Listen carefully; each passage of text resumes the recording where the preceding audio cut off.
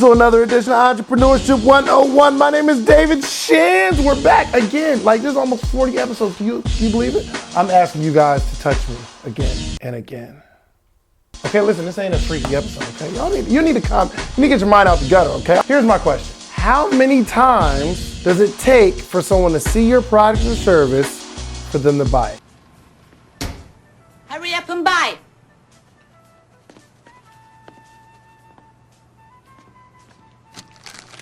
Hurry up and buy. Hurry up and buy.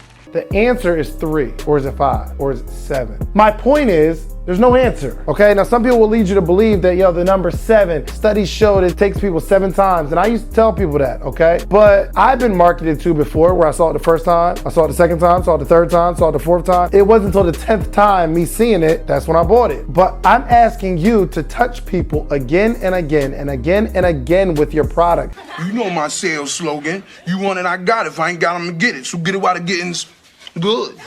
That's why you're searching, let's say, 10-foot phone chargers on your computer, right? Something happens in weird internet land where that advertisement continues to follow you over and over. You see it pop up on your Facebook, see it pop up as an ad because they understand that they have to keep touching you to get you to buy it. Your problem, you know what your problem is? Your problem is you're creating contact with people and you say, hey, would you like to buy this? They say no, and you think they mean no.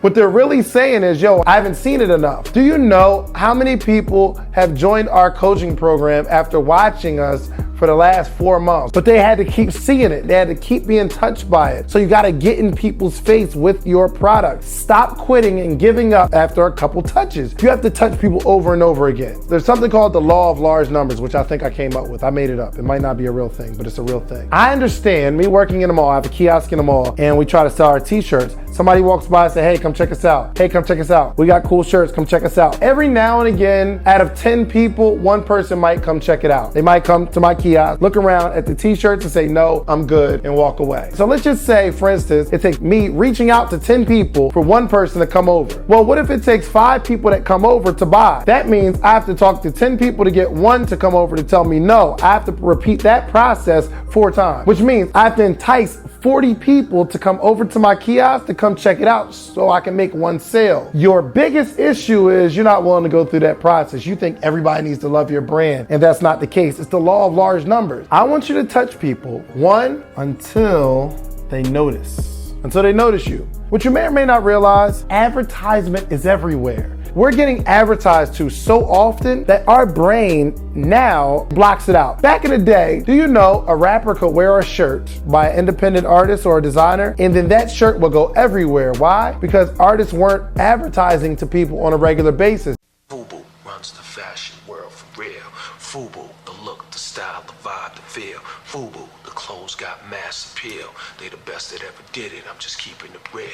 FUBU. Now, your favorite artists, you don't know what they wore last because you're just blocking out the apparel. It wasn't like that always. But now, because we're being advertised to so often and it's everywhere, you have to touch people until they notice. I was talking to a guy. He finally came over to my kiosk. He said, how long you been here? I said, well, we've been in the mall for about 4 years. He said, are you serious? He's like, I come to this mall almost every week for like the last 5-6 years, and I've never seen it. We had to keep advertising to him until he noticed us. There's so many kiosks in the middle of the mall. He's like, I'm tuning it out. But what if I stop trying to talk to everybody to walk by? Or you need to touch people until they get annoyed.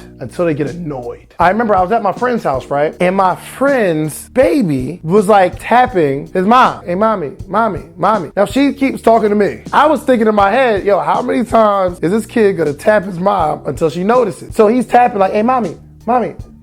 And she said, what? He had to keep tapping until she at least got annoyed and didn't notice he was there. Sometimes those advertisements on your computer, they know they're annoying you, but they're going to annoy you until you give them some attention. That's why you come out with a design and you feel like you're done with the design, but I need you to keep pushing that same shirt. I want it to be so everywhere. People get annoyed with it and say, where the heck is this shirt coming from? Everybody's wearing this shirt, or whatever it is that you do. You need to put out video after video after video of content. Keep running advertisements until people get so sick of what they're seeing, they finally click on it. Like, let me just at least see what it's about. Touch people until they notice you. Touch people until they're annoyed, or keep touching until they need what you got. Brad, show them how it's done. Boom. Sell me that pen. Watch. Go on. You do me a favor. Write your name down on that napkin for me. I don't have a pen. Exactly. Supply and demand, my friend. My friend, like, he sells legal insurance. And I knew he'd been selling it forever, right? But I didn't really need it back then. But when I ran into some trouble and I needed some legal assistance, he had the little service ready for me. But he kept promoting, kept marketing, and I'm seeing it on Facebook. And the day that I need it, he's still there marketing. Your biggest issue, you wanna know what your biggest issue is? You stop before people need what you got. You feel like they don't need it, and you might be right. They don't need it right now, but if you keep doing it, eventually they'll come to you because they know this is what you do. The fellas, you ever see a girl you like and you kept pursuing her and she got so annoyed one day, it was like, okay, fine, my gosh, we'll go to lunch. And now she's your girlfriend. Like, I'm just asking you to keep touching people with your product, with your service, with whatever it is you're doing. You have to continue to touch people. How could I forget? The fourth point, I need you to go to sleepisforsuckers.com. Now, this will help you tie all this together if you go to sleepisforsuckers.com and get like a shirt or a hat. For some reason, when you wear a Sleep is for Suckers shirt, it helps you like retain this information better. It's been a study. It's proven. It's a fact. Trust me. Oh, shout out to my boy Josh's Coffee House. This shirt is hot. And it's in the shape of a cup. It's in the shape of a cup. It says, my happy place is where my coffee is. Here's the crazy thing. I don't even drink coffee, but I like the shirt. It's because it's creative. You see like the little mug, it's kind of dope. Support my boy's business, okay? Josh's Coffee House. Of course, I'm promoting the shirt because he's in Sleepless Night, our coaching program. Brandon, can you cut the lights down low? For less than $3 a day, I can be your coach. I would love to coach you. Okay, your problem is you're really good at what you do, but you still need a coach. Every great person in history that's accomplished something major had a coach. Let me be that for you. Was that dramatic enough? How was that, Brandon? That was good? You like that? All right, cool. Peace. Holla at me.